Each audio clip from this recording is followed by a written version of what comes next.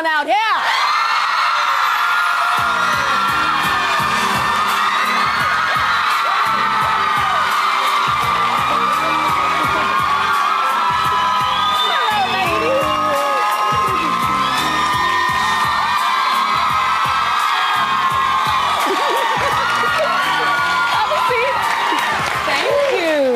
Intimidated a little. No, you're not. I gotta tell you guys something. When Alicia and I were at dinner, like right before the food came, I was like, Alicia, I have a confession to make. And she looked at me like, what?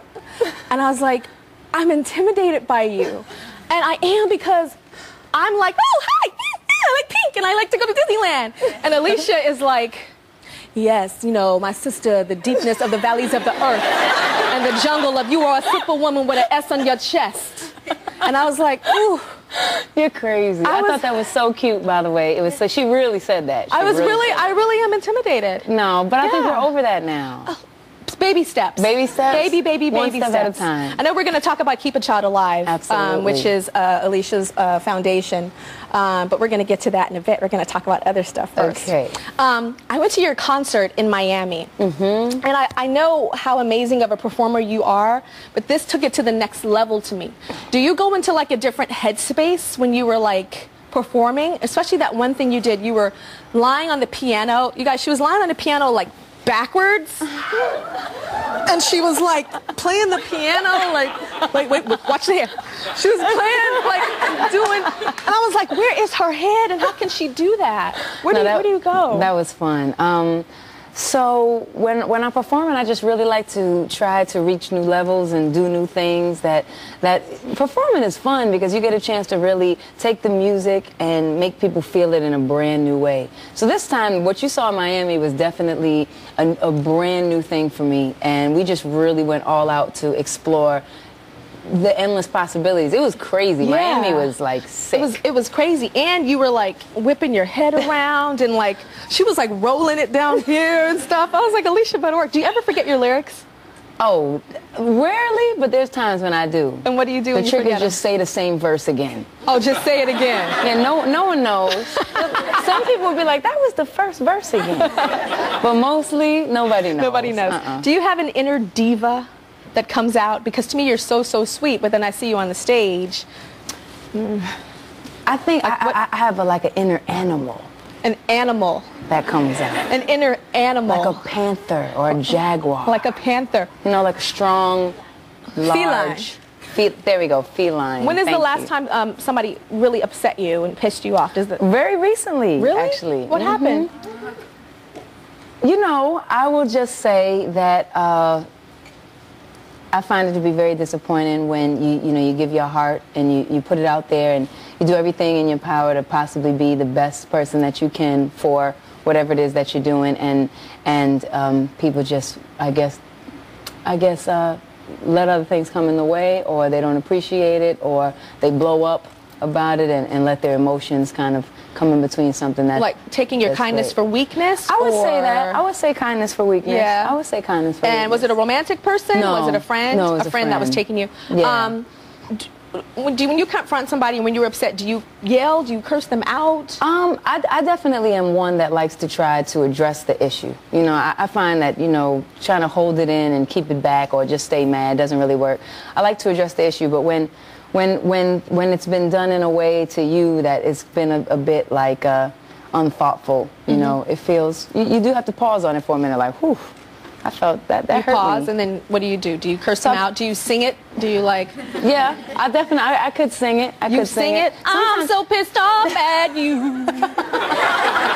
You disrespected me. Yeah, Tyra. About to kick your ass now. You gotta find the strength in me.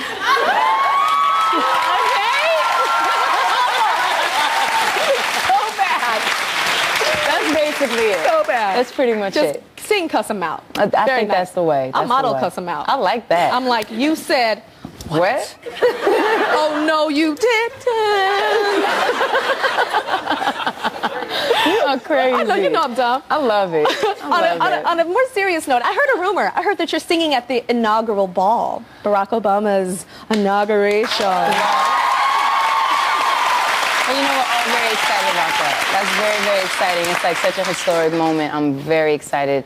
Nothing is confirmed yet, though. I can't confirm that. Oh, you can't confirm it? I can't. So if it were to happen? Then it would be confirmed.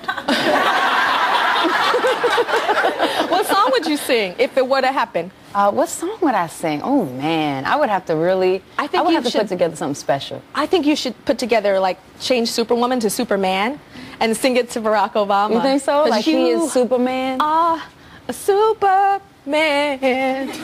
Yes, you am. Yes, you is. We'll be right back with more Alicia Keys.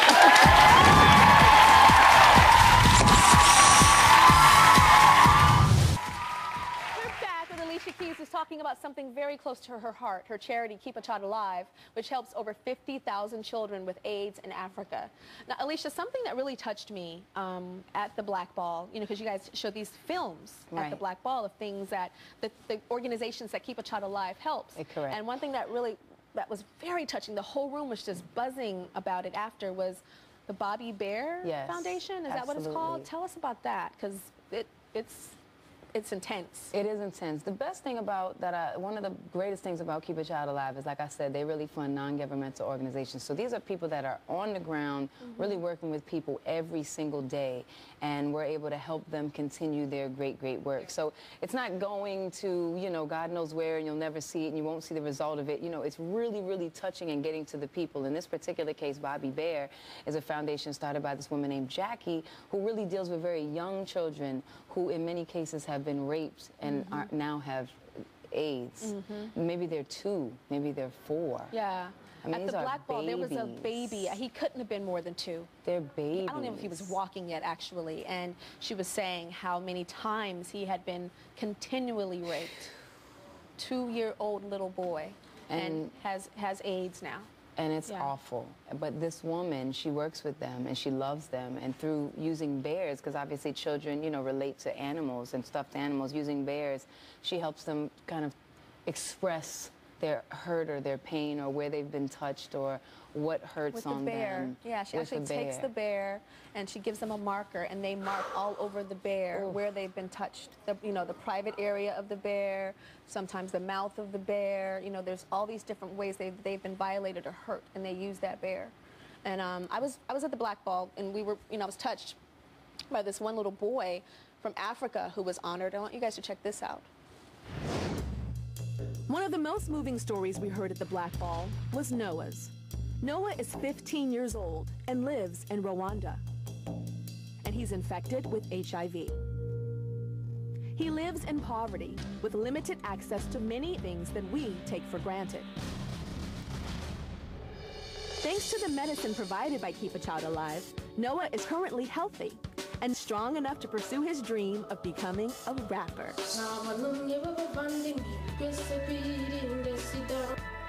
Alicia met Noah on a trip to Africa and brought him to New York City to share his story. And he serves as a living reminder of how much difference just a few dollars can make. Tell me what touched you about Noah's story. Noah is just a brilliant, bright, beautiful spirit. And seeing all the things that he has to go through on a daily basis and having to care for his younger brothers and, you know, worrying about when's his next meal going to come from and will they still have their place to live and things like that. But yet still his spirit is so bright and his faith is so strong and his energy is so beautiful. You know, his love for music is also very strong. So, of course, that connects with me, too, you know. But to see him, he sent in this song, and, I mean, his swagger.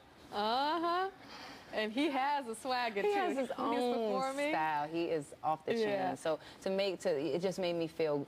It made me feel connected to him. Well, Noah's story of struggle and hardship is so moving that it inspired us to conduct a Tyra Show social experiment. We wanted to see how an American teen who thinks her life is hard would cope if she had to face challenges similar to the ones that Noah endures in Rwanda every day. So first, I want you to check out the girl's story. Check her out, Teresa. Meet Teresa. Oh, that's disgusting. She's a 13-year-old who lives with her mom, Marion, in a suburb of New York City.